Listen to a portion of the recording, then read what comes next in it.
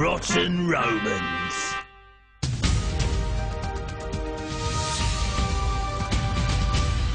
Hello and welcome to the news at when. When?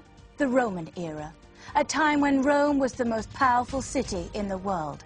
And who ruled Rome became a question of life or death. Literally. Here to explain more is Bob Hale with the Roman Report. Bob. Thank you, Sam. Well, you may have heard that Rome wasn't built in a day, and it wasn't. In fact, it took them a whole year. The year 753 BC to be precise, and there it is, slap bang in the middle of Italy. Rome is founded, and it starts as a kingdom, which means it needs a king. And there he is. In fact, there were several, right up until 510 BC, when we get one called Tarquin. No, don't laugh, and he's a terrible bully. So bad, in fact, that the Romans just get rid of him. Not just him, but kings altogether. Crikey. And Rome becomes a republic.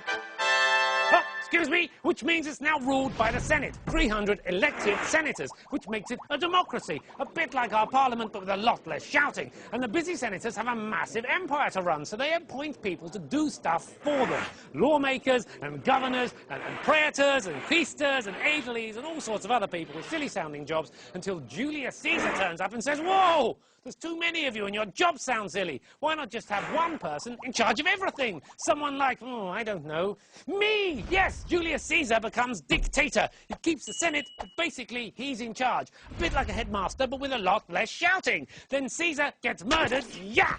And a fellow called Augustus takes over, and he decides the Senate is still too powerful, so he makes himself emperor and says the Senate can only give him advice. And being emperor is a great job. There's banquets and power and helicopters and money, except not helicopters, and it's so great that everyone wants to be one. People start queuing up to be next, and if they get bored of queuing, then they just kill the current emperor and take over, like this. Brilliant!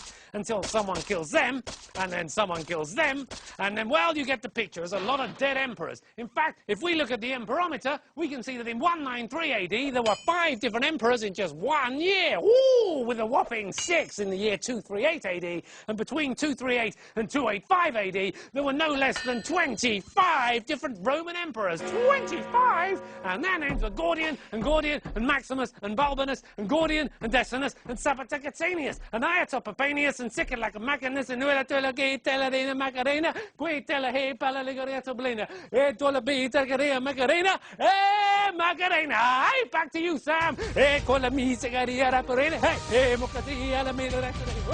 Horrible history.